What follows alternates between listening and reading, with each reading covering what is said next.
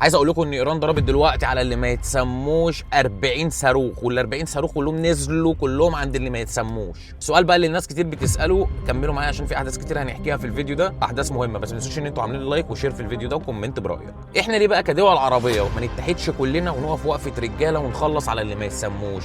ليه دايما بنشوف النار حوالينا وبنقعد نتفرج؟ استنى بس كده قبل ما تتحمس، تعالى اقول لك الدنيا ماشيه ازاي والاحداث بتدور ازاي. دلوقتي الدنيا مولعه ما بين ايران واللي ما يتسموش، وايران ما بتسكتش وعماله تقول احنا عمالين نضرب في صواريخ وخطوط الانتاج عندنا شغاله بكل كفاءه، يعني احنا معاكم للاخر.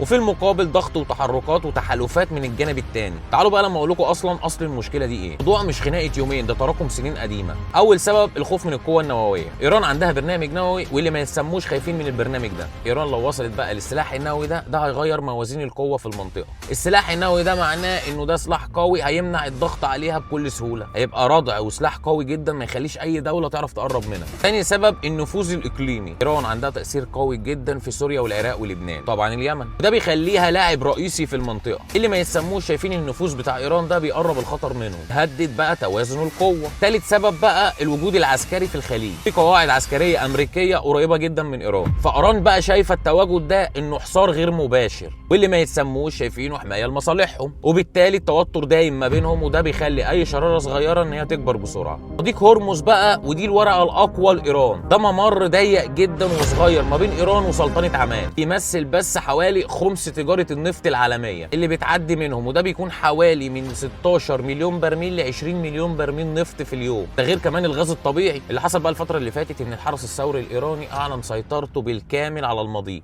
ومجرد الاعلان ده بيخلي اي تهديد بيحصل هناك سبب ازمه في الاقتصاد العالمي. اسعار النفط هتعلى، اسعار السلع والبنزين كل ده بيتاثر وبيغلى، وكمان الاسواق العالميه هتحس بالضغط. تعالوا بقى لما اقول لكم ملخص الفيلم ده اللي داير ما بين امريكا وايران واللي ما يتسموش. بصوا، امريكا هي الام والاب بتوع اللي ما يتسموش. بيعملوا ايه بقى؟ عايزين يعملوا ايه؟ خايفين من تطور قوه ايران، هم ده اللي بيقولوه.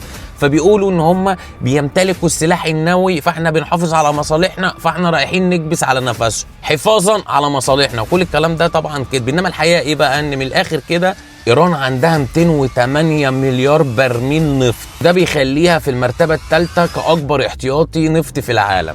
فمن الاخر كده هم عايزين يحطوا ايديهم عليها باي حجه عشان ياخدوا النفط والغاز اللي موجودين فيها. يعملوا يوميا حوالي 2 أو ل 3 مليون برميل يومي. ايران بالنسبه لهم كده غنيمه، وطبعا بتطلع 80% من البراميل دي لمين؟ براميل النفط للصينيين. فمن الاخر كده امريكا السعرانه عايزه تاخد كل حاجه من البلدي كده، تستحوذ على العالم كله زي ما عملوا في ربنا يسترها علينا كلنا ويحفظ كل الدول العربيه. اللهم اضرب الظالمين بالظالمين واخرجنا من بين ايديهم سالمين. لايك وشير للفيديو ده وقولوا لنا الحرب دي هتخلص بومبتين وتخلص ولا هتفضل مكمله.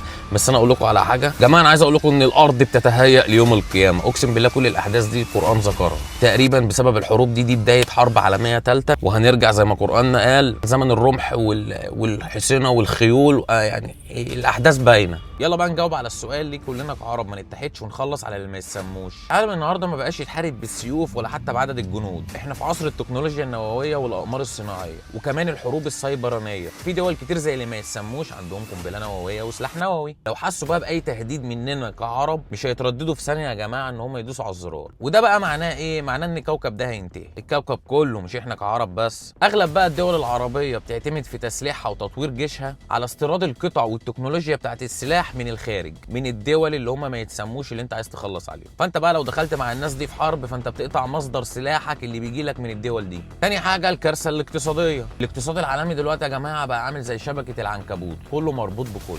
العرب دلوقتي بيعتمدوا على تصدير الغاز والبترول، واحنا بقى بناخد منهم ايه؟ الاكل والتكنولوجيا. فلو دخلت حرب مع كل دول لا هتلاقي حد ياخد منك ولا يديلك، ولا حد هيبيع لك بقى قمح ولا دواء ولا علاج ولا هتلاقوا حاجه. ده غير بقى تجميد الارصده والفلوس بتاعت الدول بتاعتنا في الخارج، وده هيخلي انهيار العمله المحليه وهتحصل مجاعات في ثواني. ميزانيه اي دوله في اي حرب شامله بتختفي في ثواني، وميزانيه الدوله كلها بتروح 100% للسلاح. يعني لا هتلاقي تعليم ولا صحه ولا اكل، كل الفلوس وكل المخزون بيبقى اولويته للحرب، غير ملايين الشباب اللي هيموتوا في حرب ملهاش نهايه. ده غير التهجير والدمار والاقتصاد وكل حاجه هتبوظ. ده غير كمان الناس اللي عايشه في امان هتبقى مجرد لاجئين. فالاتحاد يا جماعه مش لازم يكون بالحرب، الاتحاد القوي بجد هو الاتحاد اللي بيقوم على السياسه والاقتصاد والصناعه والزراعه والتطوير. نعمل مع بعض كدول عربيه اسواق عربيه مشتركه زي الاتحاد الاوروبي كده، نبقى قوه اقتصاديه واحده، مش كل دوله عربيه من دول دلوقتي بتقول يلا نفسي. نصنع سلاحنا وغذائنا بايدينا زي ما احنا كمصر بدانا نعمل، والجيش عندنا بيصنع سلاح وبيعمل اكتفاء ذاتي لنفسه، مش زي دول تانية كتير بتعتمد ان هي تفضل تستورد في اسلحه من بره.